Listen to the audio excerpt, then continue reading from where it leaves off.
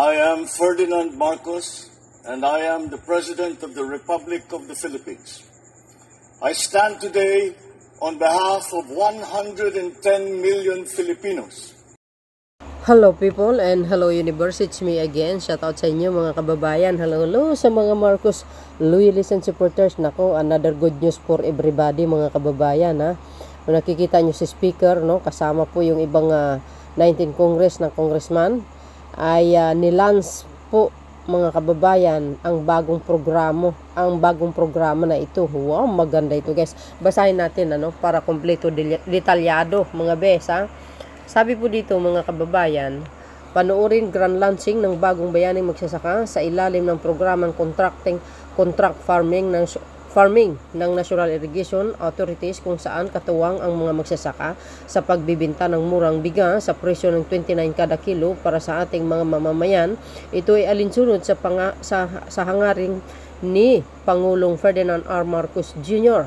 na matiyak ang sapat na at abot kayang pagkain para sa bawat Pilipino. Abangan ng mga highlight ng programa at ang mensahe ng pagsuporta mula kay Speaker Ferdinand Martin Romualdez, no? Na panauhing pandangal at nakapagsalita sa pagtitipo na ito sa UPRIIS Main Office, Cabanatuan City. Kasama po ang mga congressman, of course, ang sekretary ng NIA, si Secretary Guillen.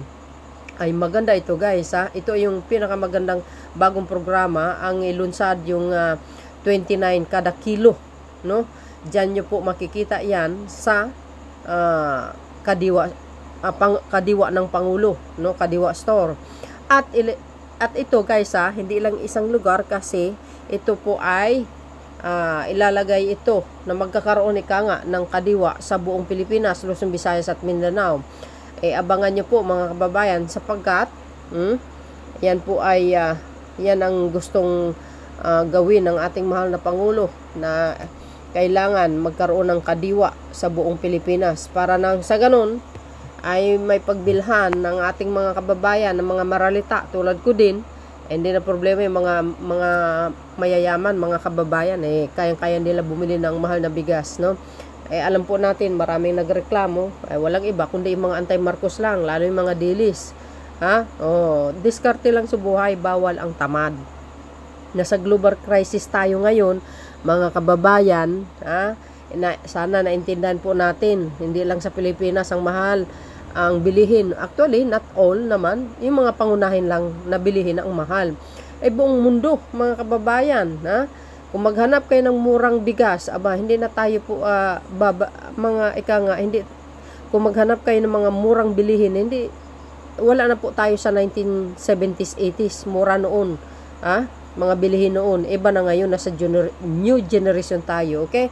Ganun pa man, gumagawa ng kaparaanan ng ating mahal na Pangulo na maibsan ang pagtaas itong mga pangunahing bilihin sa merkado. Kaya ayan, no? Bayaning magsasaka rise, ang bagong bayani, wika nga BBMR. Di ba? Kadiwa ng Pangulo. Sana yan po ay nilansa Cabanatuan City. Kaya abangan nyo po ang kadiwa ng Pangulo, tag 29 per kilo ang bigas. Ay masarap po yan kasi bagong ani. So dahil dito mga besa, panoorin at pakinggan natin ang talumpate na Speaker of the House. Diba guys? But syempre before that, don't forget to like, hit the button bell para lagi kayo update sa aking mga video. Paawang katotohanan ang ating mga ilabas ng mga video dito mga bes, walang fake ito, no?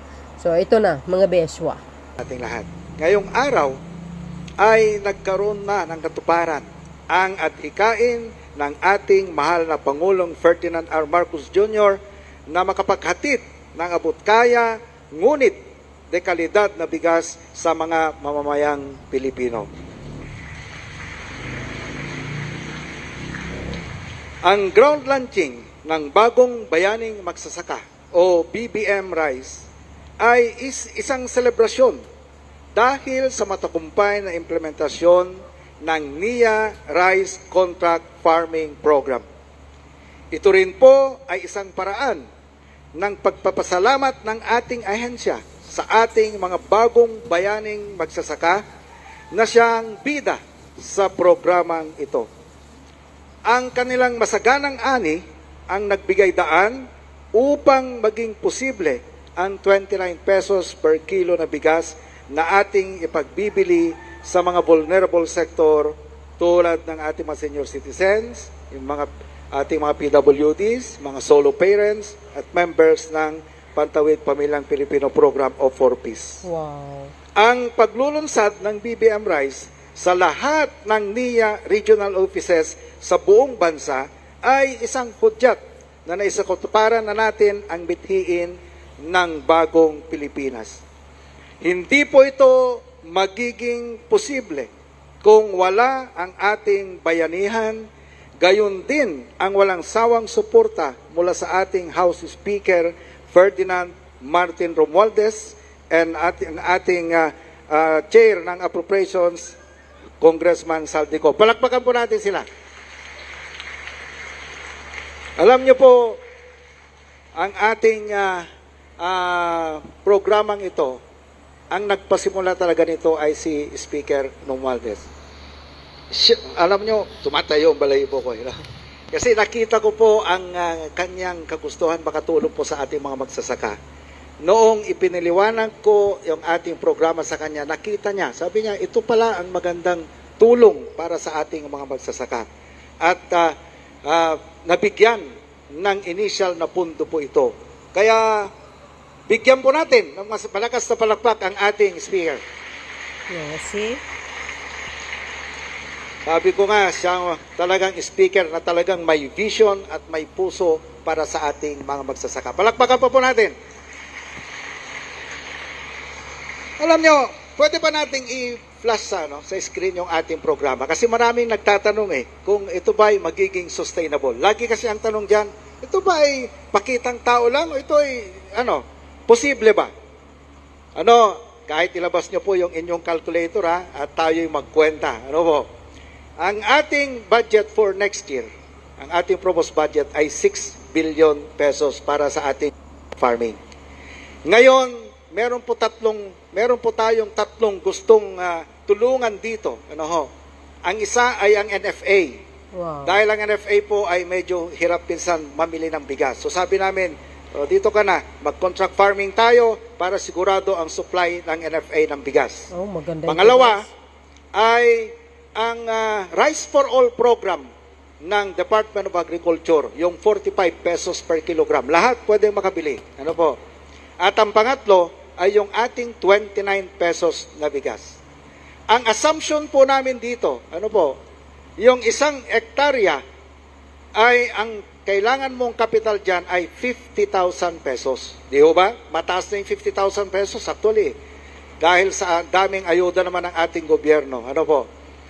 6 billion divided by 50,000 pesos, 120,000 hectares ang kaya po nating bigyan ng contract farming sa buong bansa. 120,000 hectares. Ngayon, dito sa atin sa Nueva Ecija, kapag umani ka ng 8 tonelada, dito lalo na sa mga hybrid rice, kakantsawan ka na. Sabi ni Kadante, yung isang presidente, huwag ka na lang magsaka, sir, sabi niya. Ang assumption po namin na maani lamang ninyo rito ay 5 tonelada lang. Hindi nga namin inassume na malaki. 5 tons po lamang. Kung 5 tons ang maani natin sa 120,000 hectares, meron po tayong 600,000 metric tons na bigas. 600 million kilos na bigas. Wow. Ngayon, ibebenta natin doon sa kontrata namin with NFA, benta natin yung kalahati. Makakakita po tayo ng 6.9 billion na yun. So meron pa tayong natitirang 300,000 metric tons na palay. Pag giniling mo yan, huwag na natin sabihin 63% yung recovery. 50% na lang. Sobrang baba na yan. Meron tayong 150,000 kilograms po na bigas. Yung 75,000, ibenta po natin yan dito sa ating 29 pesos na bigas. 29 pesos po. At yung kalahati naman, ibenta po natin yan sa DA para naman sa kanilang Rice for All na 45 pesos naman na bigas. Pero, doon sa 45 pesos, babalik po yung 6 pesos na yan para sa ating sa cooperative ng ating Irrigators Association para sa inyong capital build-up. Kung susumahin mo yon, meron tayong kikitain na 12.45 billion, ano? O yung 6 billion, ibayad na namin sa inyo. Di may naiwan sa aming 6,450,000. Yung 450 million. Eh yung 450 million, ibibigay po natin yan sa ating mga cooperative para lumaki naman po kayo. Magkaroon kayo ng additional na puhunan at incentive naman ninyo sa pagtulong sa amin, sa NIA at kay Speaker dito sa programa na ito. Eh di may naiwan ulit sa amin yung 6 billion na i-revolve natin ulit. Hindi ho mawawala ang pera dito. Bagkus ang programang ito po, dahil sa ating programa rin, na lahat ng IAs natin ay binubuo natin ngayong kooperatiba at bawat kooperatiba mabibigyan yan ng rice processing system. Yan ang programa ng ating Pangulo. Para kayo na po, makapture nyo na po yung value added ng rice. Hindi lang naman yung traders ang yayaman. Gusto naman ng ating Pangulo at ng ni Speaker Romualdez, kayo naman pong mga bagong bayaning magsasaka ang umasenso sa pamamagitan ng inyong kooperatiba. Ibabalik naman sa inyo yung kikitain ng co-op ninyo through dividends and patronage refund. Biruin po ninyo yan. Sa kwenta po namin, sa 1,000 hektarya na makonsolidate natin, ang kikitain ng kooperatiba sa isang taon ay aabot ng 100 million pesos. Wow. Kapag kayan, bumalik po sa inyo, magkakaroon po yan ng tinatawag na economic multiplier effect. Lahat ngayon aasenso. So yung pangarap ng ating Pangulo na pababain ang presyo ng pagkain, pero kikita pa ang ating mga farmers, matutupad po yun. Hindi lamang po yun, bababa ang poverty incidence na siyang isa ring gusto ng ating Pangulo. So ito po ay napakaganda ng proyekto na ito at hulog po ng langit sa atin ang House leadership ngayon. Dahil nagkaroon sila ng vision para ito po ay sa katuparan sa pamamagitan ng pagsuporta sa ating pondo. Palakpakan pa po natin ang ating speaker.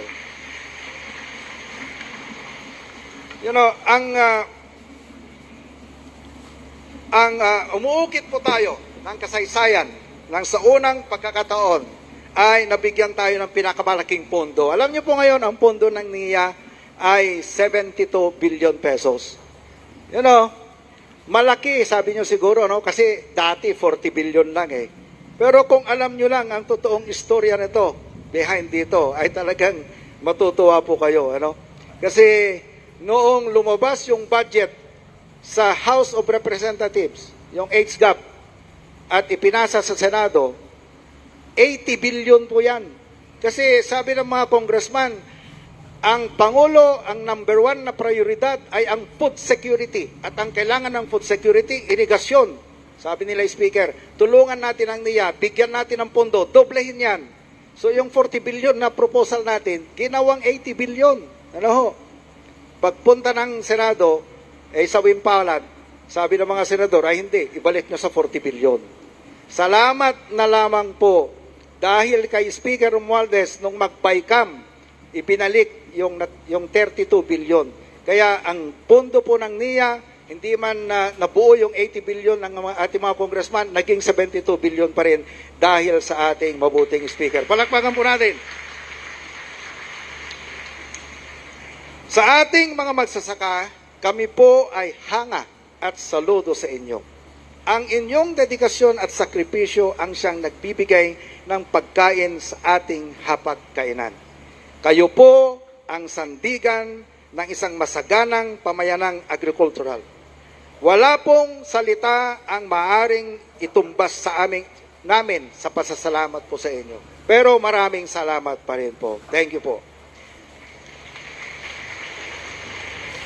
Ang lahat po ng ito ay simula pa lamang ng ating mas malakas at mas matatag na bayanihan. Alam niyo po, mahal na mahal po tayo ng ating Pangulo. In fact, kanina, magkasama kami doon sa Gimba, no?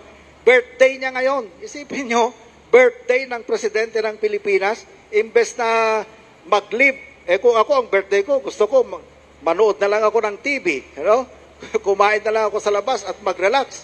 Pero ang ating Pangulo nandun, nagtatrabaho, ano?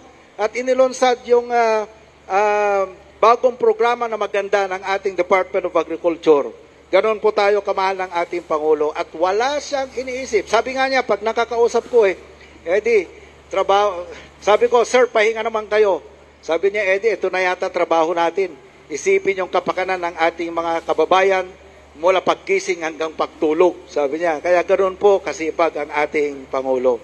So, kahit wala siya rito, isama natin siya sa ating panalangin. Ngayong birthday niya, bigyan pa siya ng ating may kapal ng malusog na pangangatawan at para tayo po ay madala niya doon sa kanyang minimithi na maunlad na bagong Pilipinas para po sa ating lahat. Palakpakan natin ang ating Pangulo.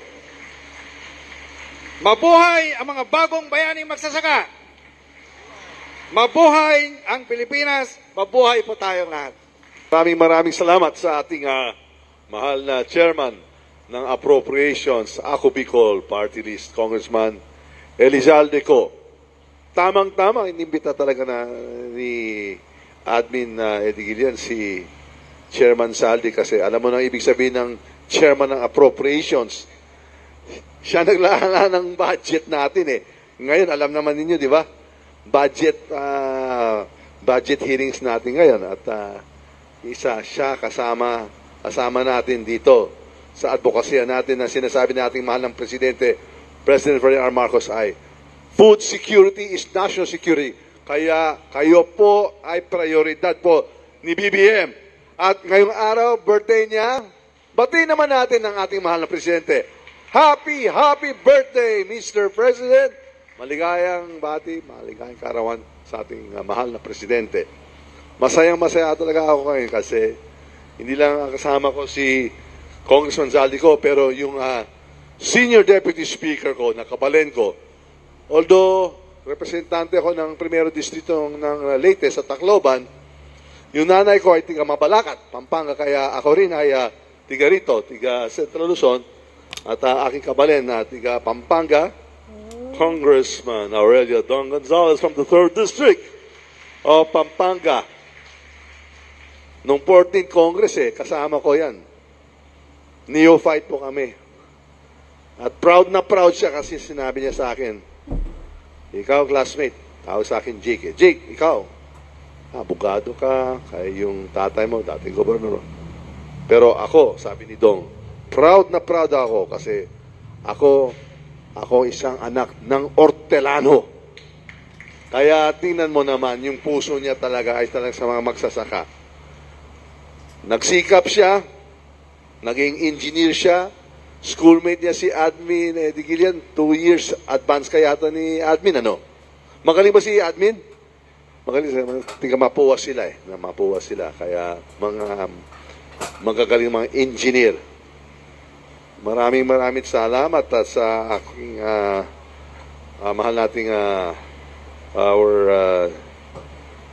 yung priest engineer Helen Biado for welcoming us. Salamat sa mainit na pagtanggap sa atin dito sa New Priest. First time ko yata dito, pero I'd like again to acknowledge our National Immigration Administrator, Engineer Eduardo Eddie Guillen.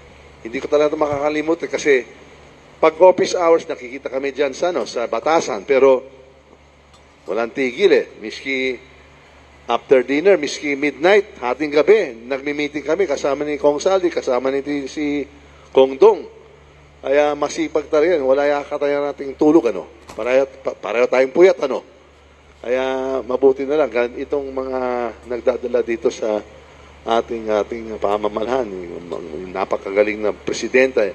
Itong programa natin, itong bagong bayaning magsasaka rice, ito talaga ang vision ng ating mahal na presidente, President Ferdinand R. Marcos Jr. Si Admin naman siya nag-implement, nag-execute. At kami po sa Kongreso, kasama po natin ang ating mahal na presidente. Sumusunod natin sa yung vision niya, yung nakikita natin. tama talaga yung ginagawa niya. Kaya all-out support kami sa kanya. Kagaya yung sinabi ni Admin, kung meron linaan isang budget na 40 billion na pinapriority nating presidente, dinodoble natin kasi nakikita talaga natin napaka-importante itong programa.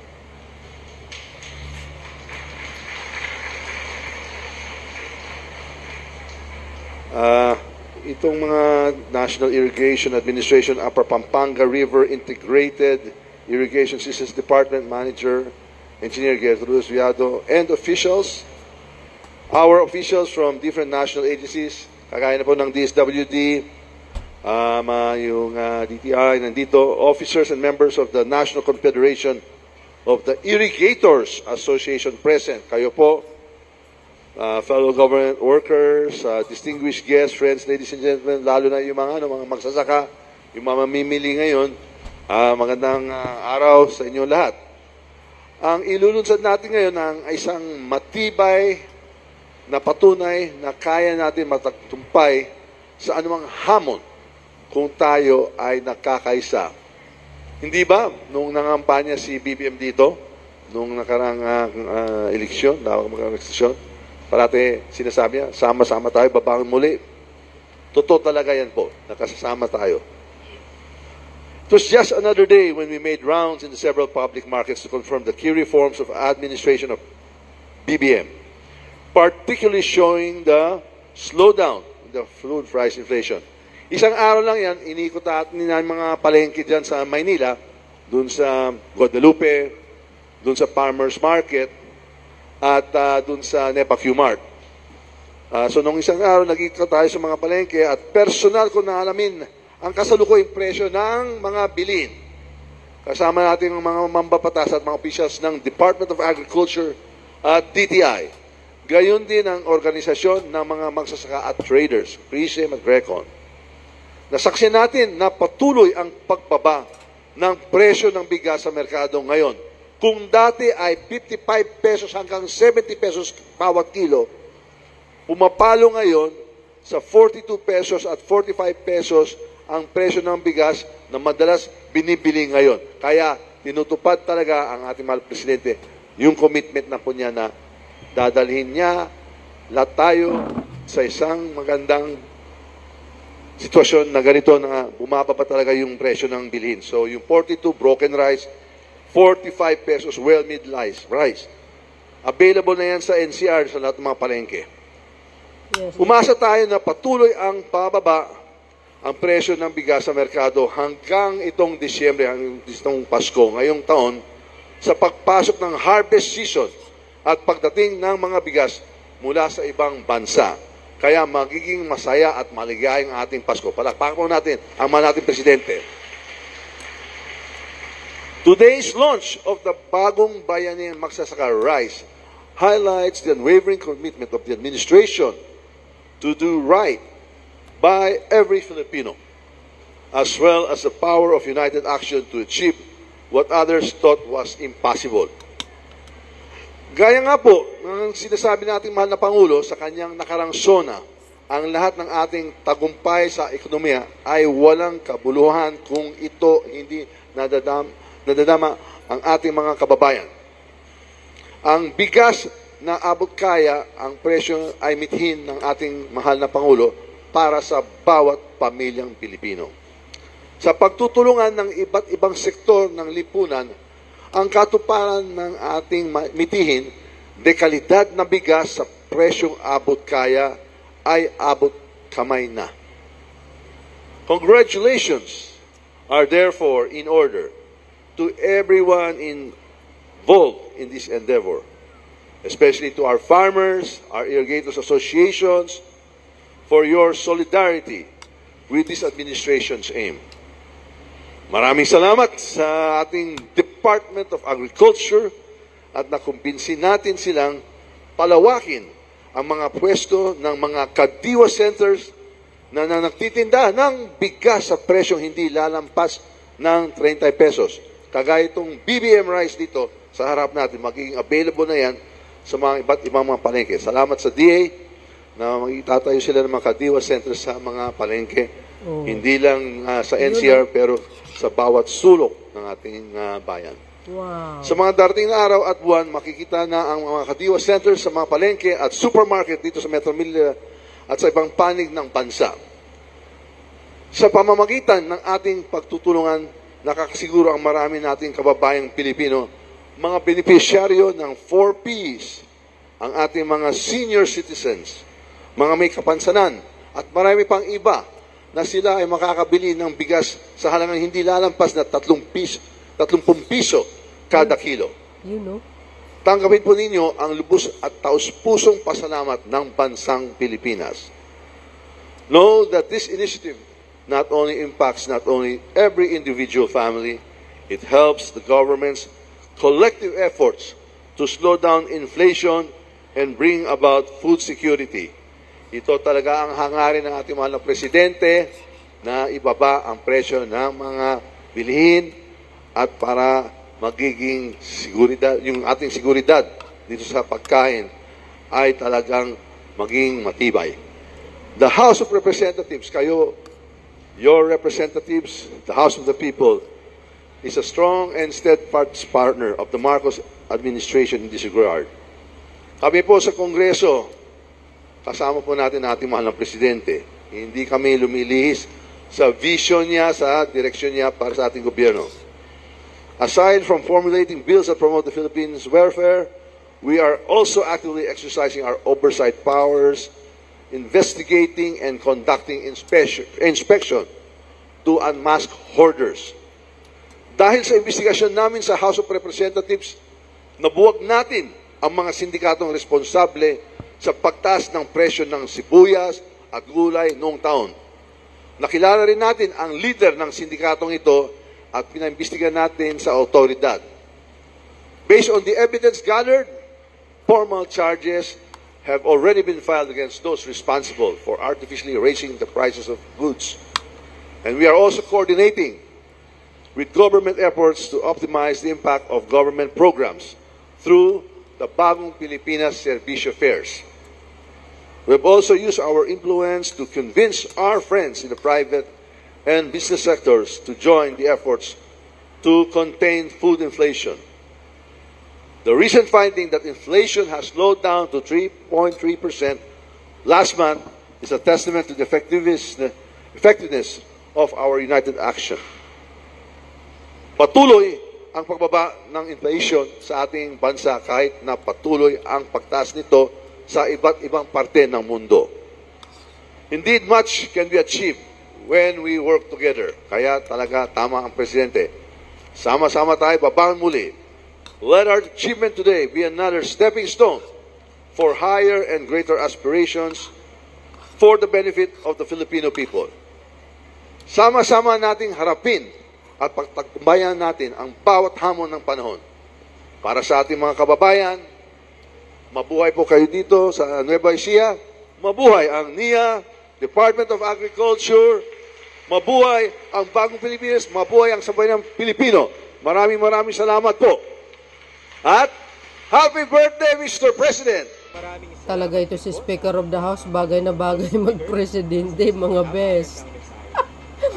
Binibuild up ni Pangulong Marcos ito eh.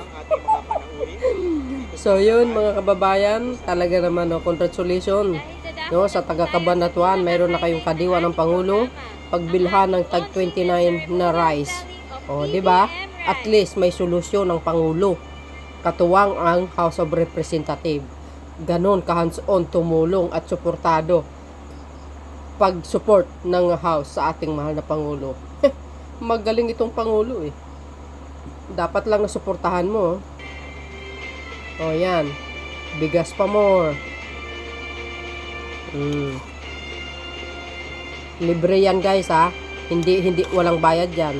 Baka sabihin na naman ng DDS, hindi, binabayaran yan, binibili. Hoy, libre yan. Sabi sa inyo bagay na bagay si Speaker. Si Speaker mag-presidente. See? Sabi sa inyo bagay mag-presidente talaga si Speaker, oh. Eh, mas magaling naman siya kaysa naman doon sa isa. Kayo naman, oh. Very well experience yan. Salamat po. Ganito dapat, no? Maghanap ka ng mga magagandang programa. Hindi yung gumagaya ka na gaya-gaya putumaya. So yun guys, ang pinaka-latest updates video natin sa inyo. Ano po ang kapalagayan nyo? Ako, palagay na palagay mga bes. Bagay talaga ito mo. Bagay talaga ito mag-presidente si Speaker. Inis na naman yung mga DDS. Galit sila kay Speaker eh. Hindi naman sila inaaway ni Speaker. Ay nako. But anyway guys, abangan nyo po ang kadiwa ng Pangulo sa lugar nyo. No? Alam nyo naman, napanood nyo at narinig yung sinabi ni Speaker of the House. Okay? Ilulunsad po yan sa iba't ibang lugar. See you again guys on my next upload video.